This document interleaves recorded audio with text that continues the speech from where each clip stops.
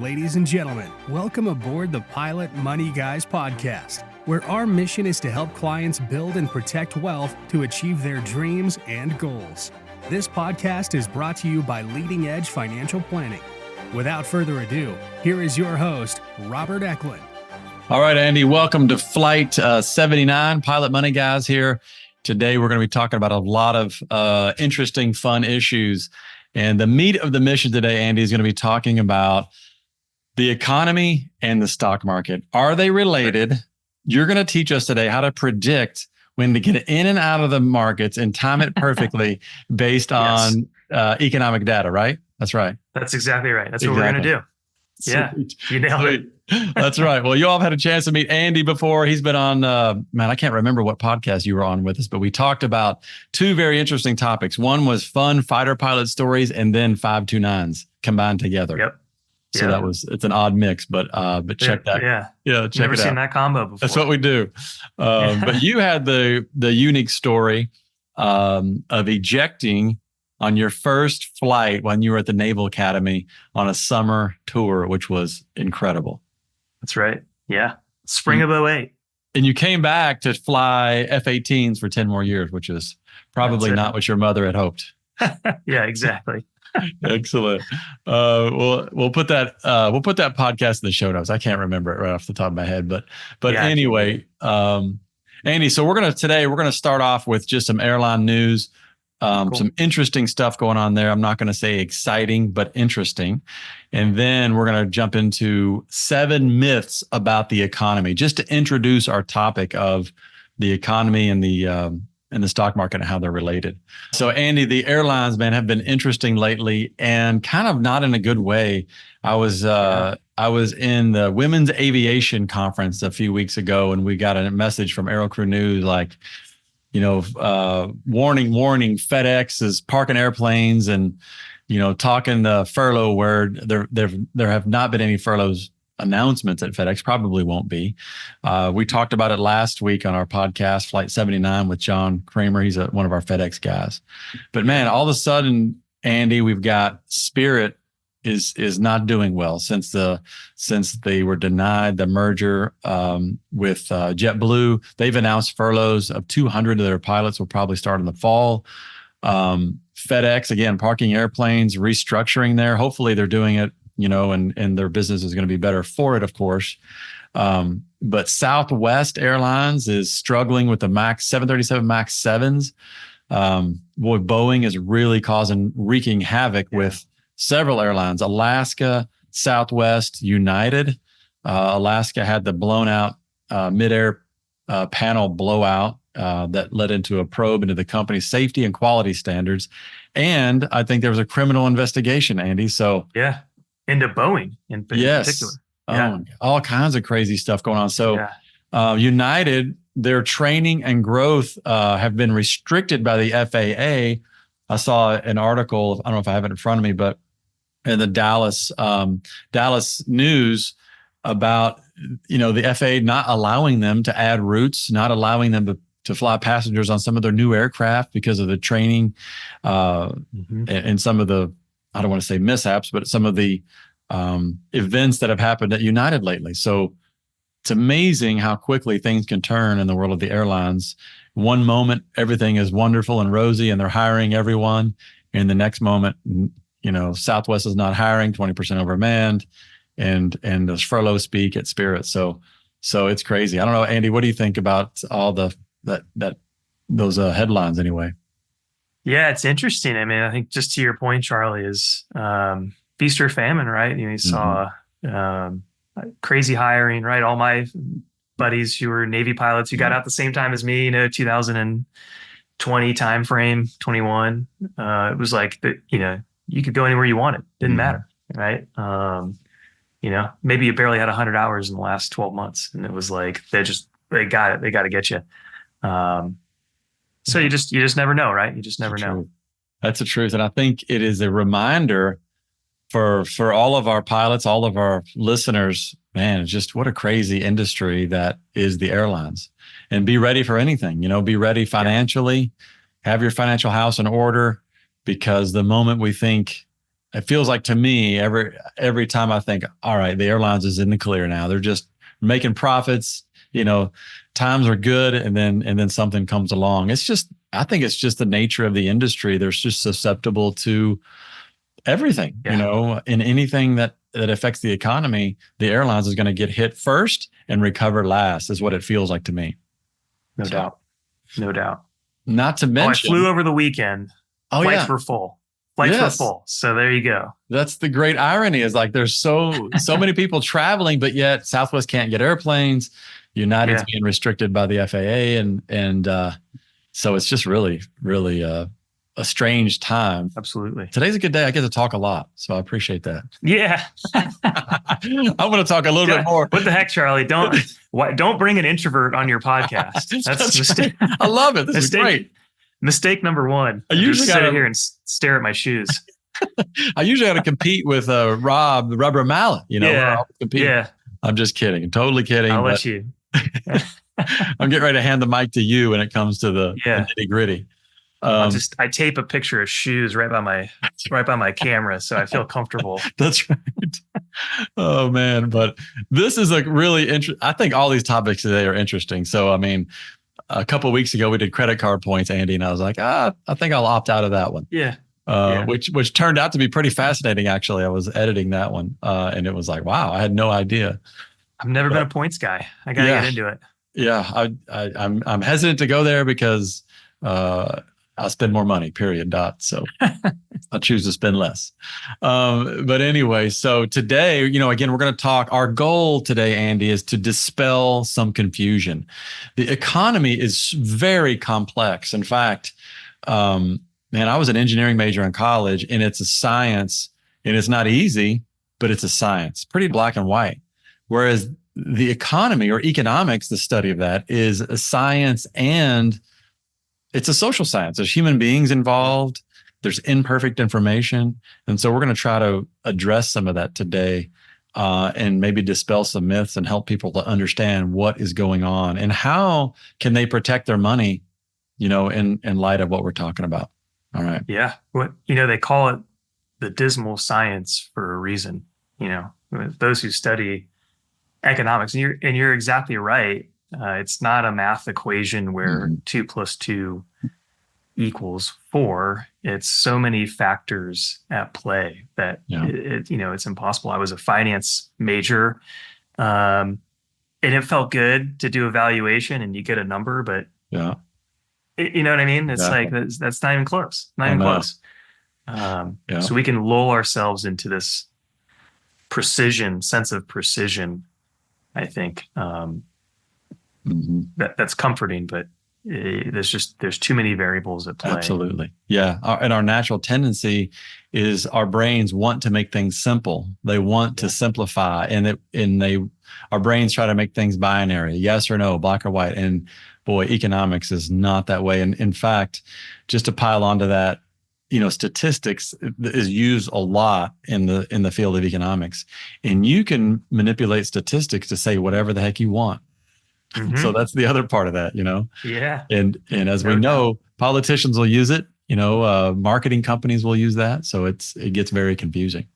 Let's jump in. I've got 7 myths we want to dispel right off the bat and just clarify a couple things before you get going into the nitty gritty. And the first one is the first myth, and that is that the Fed is not this almighty, all-powerful institution where they can control all interest rates. They do have an influence on short-term interest rates, the Fed fund rates. They do influence bank reserve requirements. And all these things influence the supply of money, whether they want to increase or reduce the supply of money. However, human behavior, spending, jobs, capitalism controls more than the Fed can. The Fed ends up chasing that data. And I'm not sure if I'm saying that very clearly, Andy, but what do you think? I mean, what am I trying to say here? Help me out. Yeah, I think what you're trying to say is the Fed is at the end of the train and not at the front, right? And so I think we see that today when good news is bad news, right? From market returns, right? Because they're thinking about how the Fed is going to react to some of these changes, right? Consumer spending reports, consumer sentiment reports that come out and look great, and all of a sudden the market's like, oh no, right? We're gonna get we're gonna get higher for longer, or rates are gonna go up, because the Fed is chasing that, is chasing that number, right? I think it was Paul Volcker, right? Was the job of the Fed is to take the punch bowl away just before the party gets out of hand.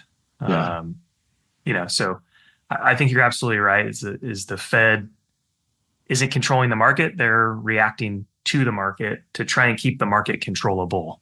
In other words, our economy, on the tracks. That's right. And their mandate is twofold, right? It's inflation at a certain rate they're trying to get to, but it depends on consumer behavior, spending, jobs.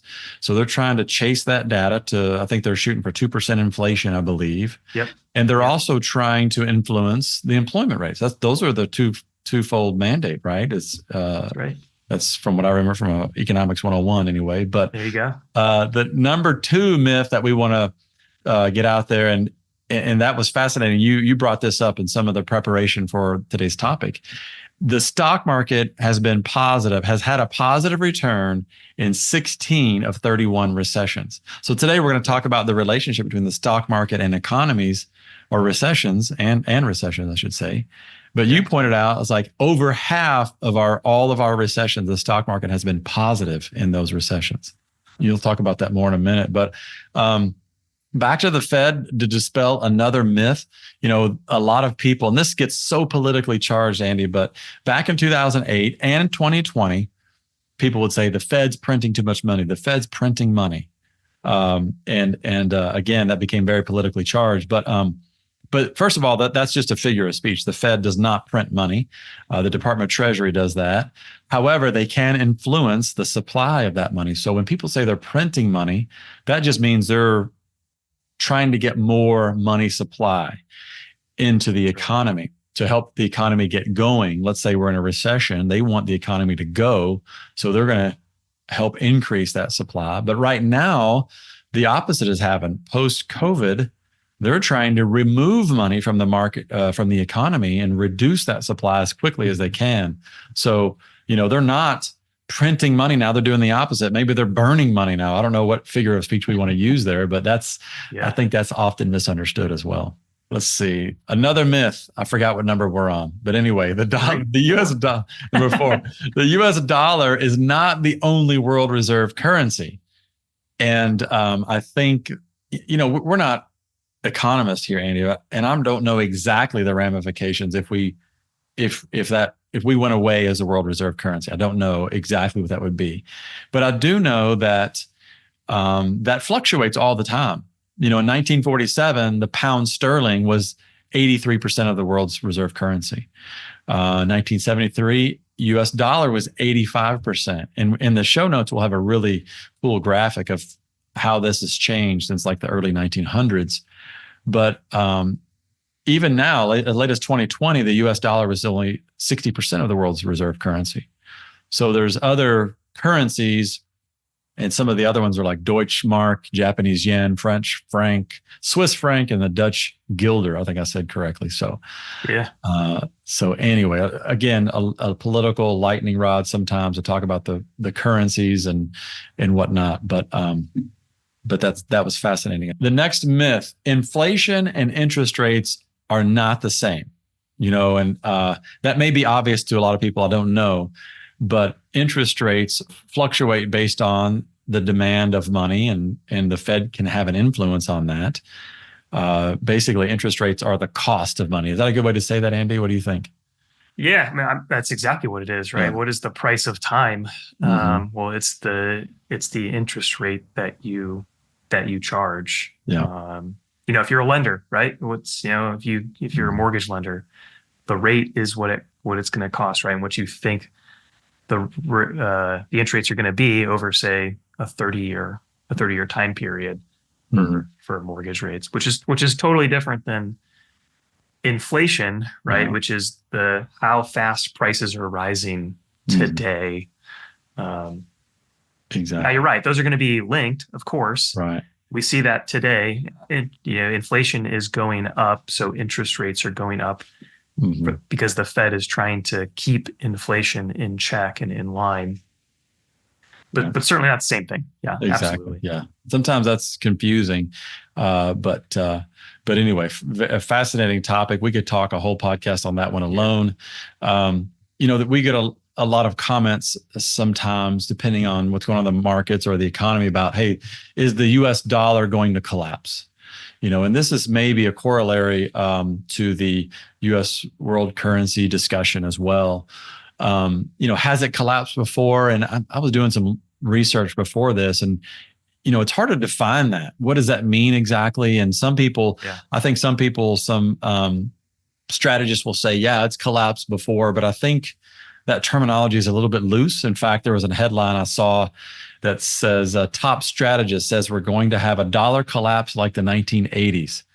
And so I was like, okay, well, what was that? And but anyway, the quote, interestingly, was in February of 2017. So clearly the top strategist was not right.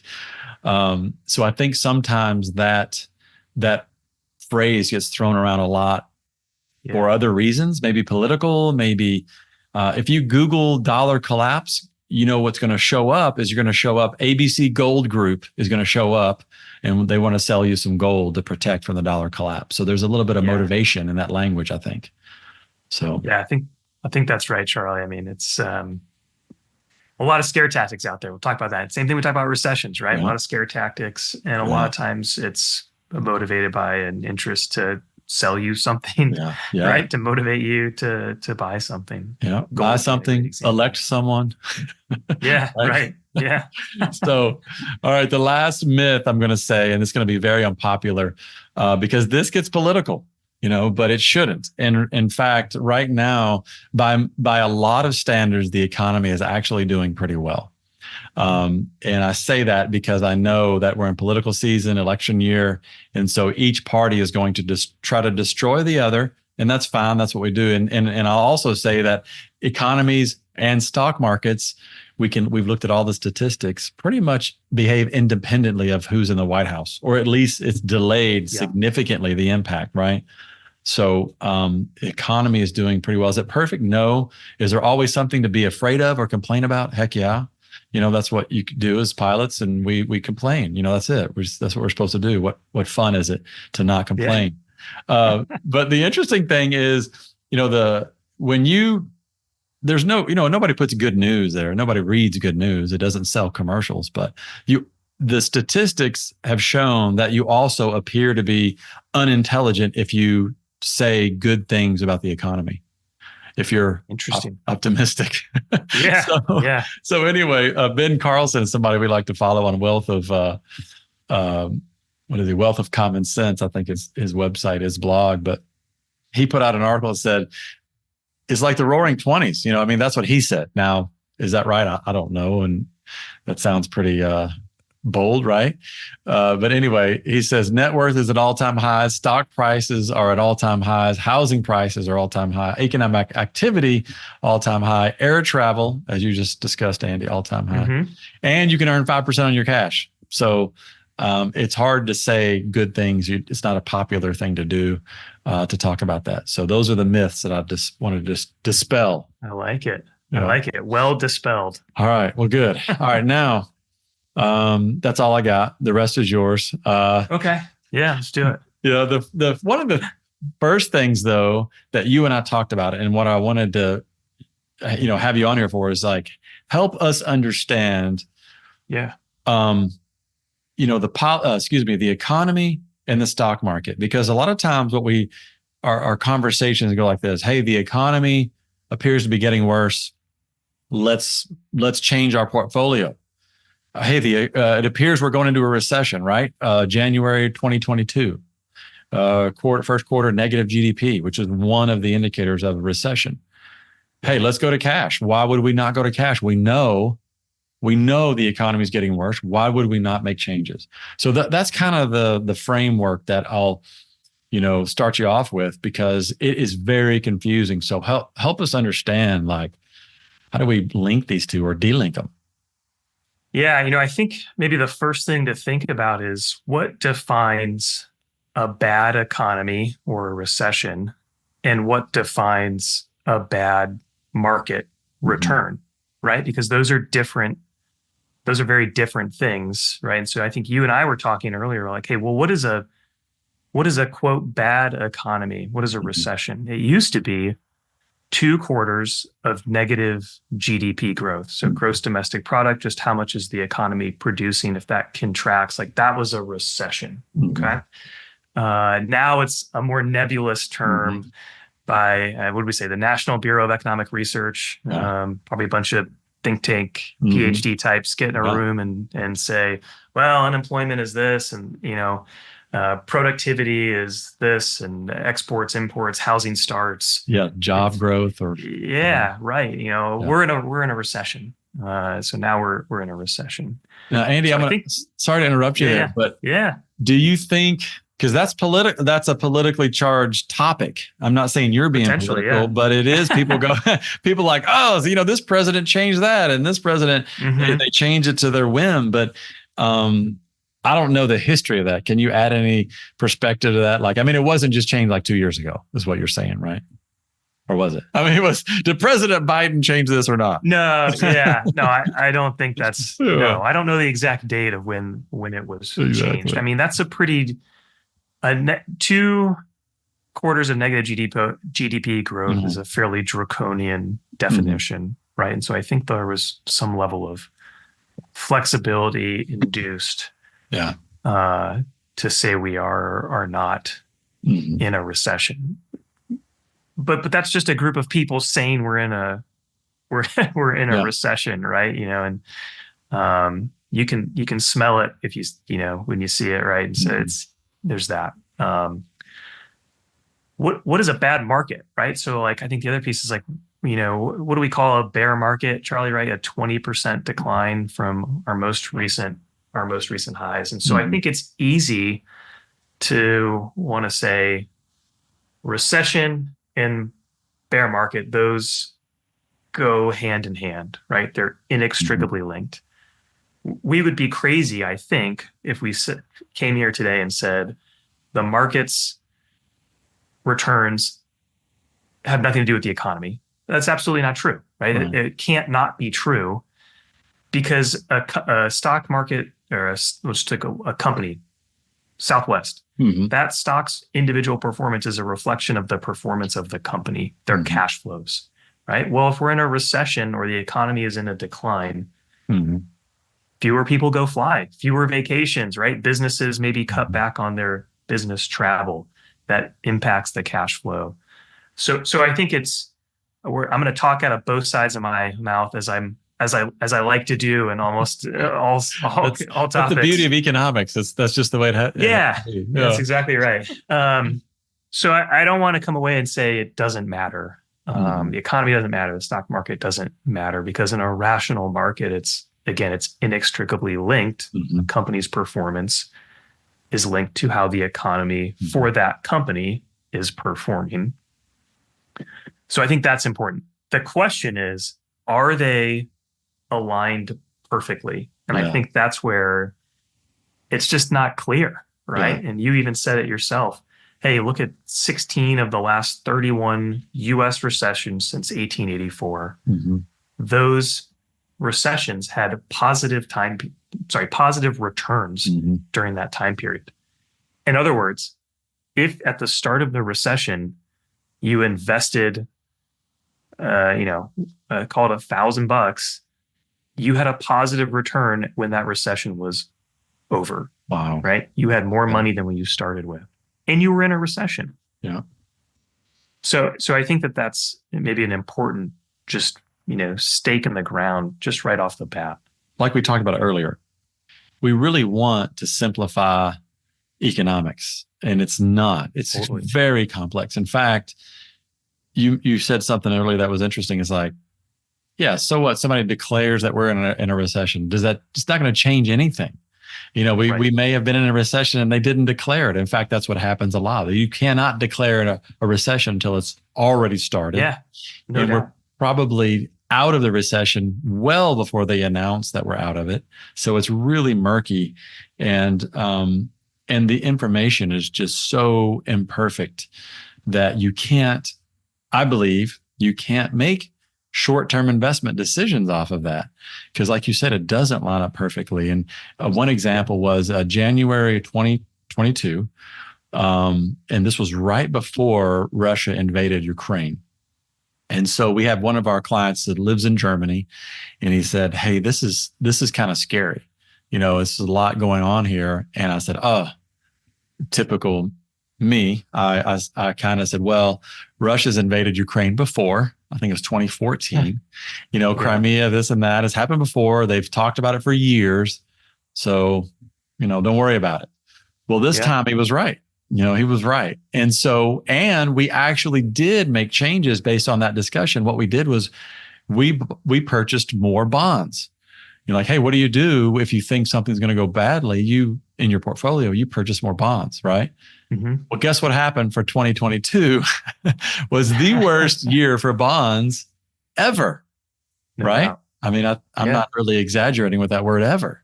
And so that just goes to show you, even if you know the information, and now looking back, we didn't really know that was going to happen. We kind of guessed right, but we still made the wrong call. We still didn't know what to do. And probably would have been better off had we not done that. But that's all hindsight, and so it's just amazingly complicated. So fascinating nonetheless. No doubt. Yeah. Two things come to mind as you tell that story, Charlie. One is the timing of the recession, right? You talked about 2022. Mm-hmm. We can go back to 2008. 2009 global financial crisis. Well, when was that recession formally announced? It was December of 2008. Mm-hmm. We were a mere 4 months in front of the bottom, and when it really picked up, as you probably recall, the stock market high was September of 2007, right? So you had a full, almost year and a quarter or so of market returns prior to even being told that we're in a recession by the experts declaring that we're in a recession. So I think, that timing piece is important as well. And I think there's the personal aspect as well, Charlie, right? It's like, what's the common saying? You're in a recession when your neighbor loses their job. You're in a depression when you lose your job, right? Mm. So I think, and when people say, "Hey, I think we're about to go into a recession," part of me thinks, as investors, we're not really thinking about what was our GDP growth last quarter, right? We're not having that internal calculus. We're really thinking about our 401k, our ability to retire, our ability to keep our jobs and our livelihood and our and our food on the table. So I think some of that, when we think about the economy, is we're really just thinking about how does this as we should, right? Yeah. As you should. Yeah. How does this impact, me and my portfolio? I think that's part of the internal calculus, right? I think you nailed it. It really does boil down to that self-preservation, and I remember having a discussion with somebody, and they were just a friend or whatever, and they said, talking about the new truck they were buying, and maybe new boat. And then the next sentence was, we're going to have a terrible recession. And, the anger and the fear of that recession. I was like, wait a second, but you just bought a $80,000 truck and a $100,000 boat. I don't understand. If you're worried about a recession, then maybe that's not the right thing to do to be prepared. And I do think it's fascinating. And we saw this in 2020 and COVID, where if somebody had a sufficient emergency fund, low debt, and maybe even more than a sufficient emergency fund, maybe what I've called before this mega emergency fund, especially for airline people, since they have so many risks. Yeah. Let's say they had $100,000 in a brokerage account. They went through that year much more at peace than someone that had high debt, no emergency fund. And that's a perfect example of what you just said. That really it's about that self-preservation. And I think I want to stress that, because if somebody's scared of a recession, scared of the economy, scared of politics, whatever the event might be, then there's things that you can do to help mitigate that and alleviate that, stress. Yeah. Yeah. If you're scared of a recession in the future, you will always be scared. There's always going to be a recession. And you can always find someone on the news, right? On Facebook or social media, a TikTok video, I don't know. Mm-hmm. You can always find someone who's going to tell you that we're about to be in a recession. Yeah. And give them enough time and they will be correct. Absolutely. Right. Yeah. And they'll be correct. And so I think you're absolutely right, Charlie, is just know that it's going to happen, right? Yeah. Like it's a part of the market cycle, economic cycle. It's a natural part, of our economy. And so you can do the things now to prepare for that. Just like you said, have that emergency fund, make sure your finances are in order, make sure the risk in your portfolio is commensurate with where you are at, with your risk tolerance in life, right? Because, there's always going to be a next recession. I guarantee it. You just can't tell you when, right? I know that's right. Yeah. The book, The Big Short, back in the early 2000s, they described how these few hedge fund people, they knew that the housing market was in trouble. And it was the early 2000s. They were studying these bank ledgers and records, and they knew that people could not sustain these mortgage payments, due to their credit ratings or household income or whatever. They absolutely knew what was going to happen. And they bet their life savings on it. And some of them lost everything because now the people that profiled in the book actually were one of the couple of the few that made it. They survived and they did well. But a lot of people lost everything because the recession or the collapse, if you will, of the housing market did not happen when they thought it was going to. So they had the information, they knew facts, but they had no idea when that was going to blow up. And it was way, way longer than they thought. They thought it was going to be early to mid 2000s at the latest, but it kept on going. So it's kind of a fascinating example. There's another famous quote, right? The market can stay irrational longer than you can stay solvent. That's right.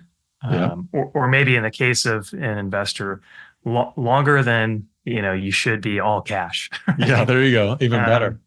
Because you're gonna you'll just sit there in cash, right? Preparing for this catastrophe, right? That's right. And the other thing is all clear sign, right? That's right. Yeah. And just like you can always find someone predicting a future recession, you can always find, the Nostradamus, right? Predicting the previous one. You're always going to find it. So to your point of we want to simplify and we want to believe that we have control over these things. It's just it's quite challenging. Andy, you brought up a great example. Again, my question is, if we know the economy is going to get bad, and we've talked about a lot of these timing issues, imperfect information, we've clearly illustrated that. But what about some examples, these foreign countries that you showed beforehand? It was pretty phenomenal to go, hey, what if I invested in these other countries and what about their economies? What do you think? Yeah. Well, I think, first of all, let's just look at, our number one performer in what we call the emerging market space in 2003. So that was Hungary, right? Hungary's return in 2023 was 50.89%, which is a little bit better than the US's, right? How we did last year. But I think if we talk about economy versus the market, what I think is fascinating about that is, they had a 50% return, but that in that year, 2023, they had negative GDP growth and 17% inflation, right? So I think that's a good example of these are not perfectly correlated, the market versus the economy. You had a 50% return. If you put all of your money in I don't even know what the stock index in Hungary is called, but if you had put all of your money into it, you would have had a 50% return. Japan is another good example. Japan over the last year, the Nikkei index 32%, 32.7%. Japan just missed being in a recession. Literally, they said they were in a recession, and then came back and said, well, actually, we actually had positive GDP growth when we revised the numbers. But Japan, if you Google Japan market right now, it's everyone talks about how this is the resurgence, right? From their high of 1989 to February of 2024. And yet they're teetering on the brink of a recession.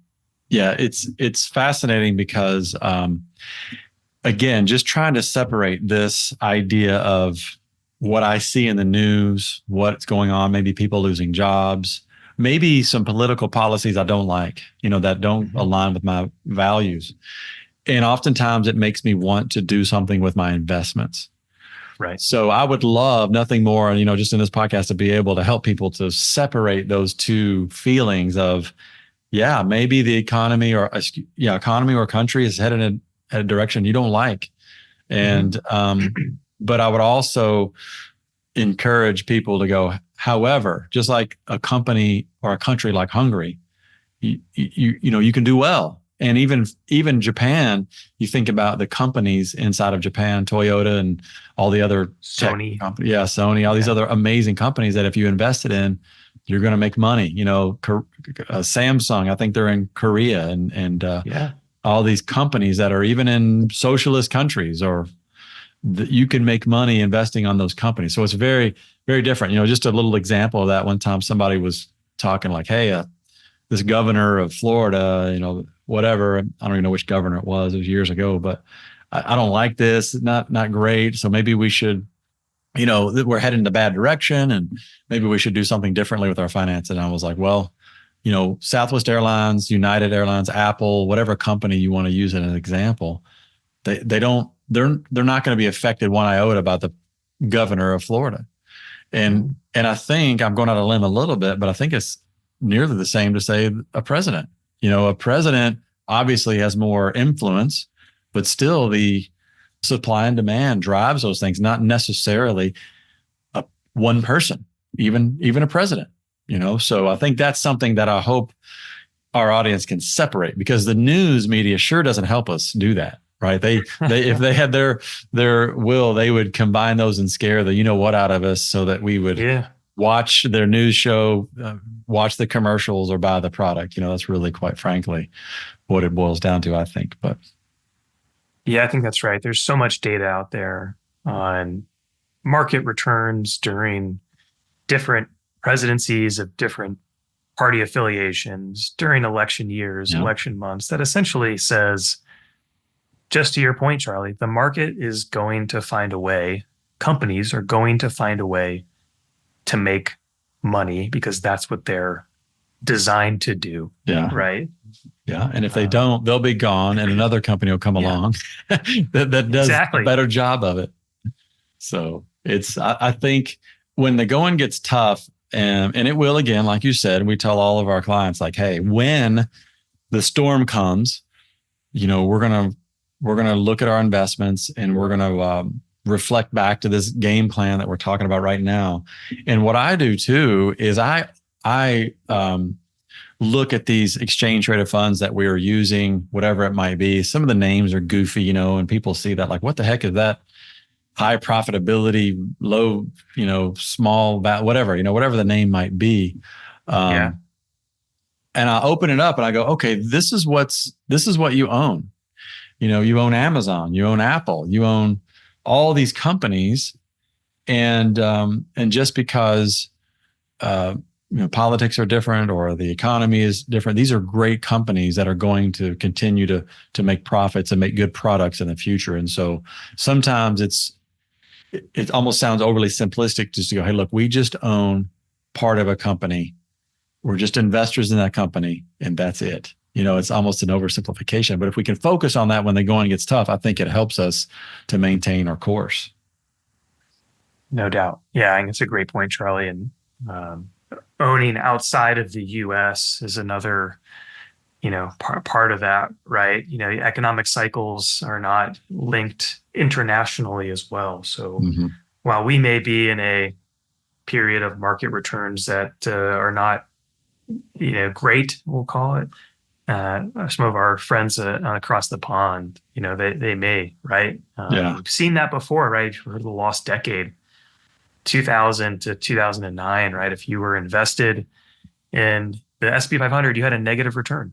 You had a negative return during that period. If you were in a global portfolio, you had a positive return throughout that time period, right? Of course, we haven't seen that, 2010 and on, right? This has been the time of the U.S. market, but that's not a guarantee, right? And that doesn't mean negative returns either, right? Yeah, absolutely. I love it. And I was looking up our podcast, Andy, just as we close out here.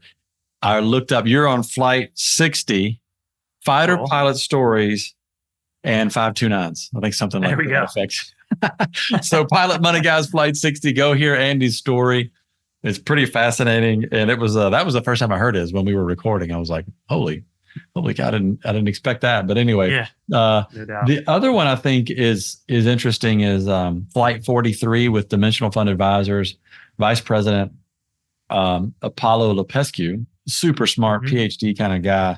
We talked about a lot of these issues as far as inflation, interest rates, the economy, and the politics, perhaps, and then how that all relates to the stock market. So check that one out too. But Andy, anything else you're thinking about that can help discern this difference between the stock market or sameness? I say difference, but like you said, they are inextricably linked in the long term. In the short term, a little harder to distinguish. Yeah, I think the paper we're referencing, maybe we can link it, is from Russell Investments. But that's the study, right, where they said, 16 out of 31 recessions were positive. Well, that means the other half were negative, right? Yeah. But you just don't know, right? Yeah. So I think the takeaway for an investor is you've got to get it right 3 times, right? You've got to predict a recession. You've got to predict that recession actually means the market's going to go down, and then time the market to go down, and then know when to get back in. So what is that? That's 4 fingers. 4, I think. Yeah, 4 fingers. Yeah, it's 4. Dang, bad math. So you gotta make, if you're trying to predict a recession, right, or a market, you've got to align that perfectly to get it right. So hard to do. And so I think that's the takeaway for those who are listening is we just don't have that crystal ball. Yeah. And there's so many variables at play that make it incredibly challenging to do that successfully. You always find someone who did. I know. Which makes it all the more enticing. Yeah. Yeah. We don't have the crystal ball, and really nobody else does either. They say they do. In fact, I remember in March 2020, I was like, who's got the crystal ball? Where are you at now? The S&P 500 in 2009 returned about 26.5%. And we still thought we were in a recession. We didn't know we were out of a recession. It wasn't announced until after 2010, maybe even into 2011, it was announced that we were out of a recession. So we felt like, and for all we knew at that time, we were in a recession for all we knew. We didn't, it hadn't been announced. Yeah. But in 2009, the S&P returned over 26%. So, boy, good. Bottomed out in March. A lot of people missed out on those returns, Andy, because 2008 was very, very traumatic for a lot of folks, including myself and Kevin was just now getting into the business, poor guy. But people didn't put their money back in the market for years. And so they missed out on several years of great returns. And it's just a difficult time. But I think to that point, Charlie, is back to what you said earlier, is have a plan, right? Because we sit here at 0 knots, right? And we say, well, just stay invested. That's like, from an emotional standpoint, that's so hard if you don't have a plan, right? Yeah. But you can say, hey, I can stay invested because I have this savings, right? That's on the side, because I've managed the risk in the portfolio, because I'm about to retire, right? And so then I think that becomes the behavioral impetus that allows us to be successful in those times. Yeah, you're right. You better have a powerful why when that storm comes, you better be able to lean on that. And I think that why for us is, when the storm comes, we and hopefully our clients can stay put because their why is, hey, we've talked about it. We planned for this. We rehearsed this kind of like, and even in a simulator, we looked at what might happen. Yeah. So we knew this was coming. It's not fun. It's stressful, but it's not a surprise. And I think that's when people get in trouble, is when they just haven't even, it's kind of blindsided, So, but, awesome, Andy. I appreciate you helping me out today. And it's a fascinating topic. Hopefully we did it justice. Hopefully everybody found value in today's content to clarify some of these myths and misunderstandings. Our goal is to help you to make great financial decisions for you and your families. So please rate, review, and share the link on iTunes or wherever you listen to your podcast. We'd love to hear from you. Check out our website at leadingedgeplanning.com. And you can always connect with me and Andy or anyone on our team on our email addresses or through the website. But my email address is Charlie, CHARLIE at leadingedgeplanning.com. And then we have Andrew at leadingedgeplanning.com. Send us an email. Tell us what you think, good or bad. We'd love to hear it. Any questions, we'll talk about them and address them on the show as well. So thanks so much, and see you next time. Thank you for listening to the Pilot Money Guys podcast. It has been our pleasure to share some information with you today. Give us a call to discuss absolutely any investment question you may have. Click on the subscribe button below to be notified when new episodes become available. Visit leadingedgeplanning.com to learn more. Take care. Leading Edge Financial Planning, LLC is a registered investment advisor. Advisory services are only offered to clients or prospective clients where Leading Edge Financial Planning and its representatives are properly licensed or exempt from licensure.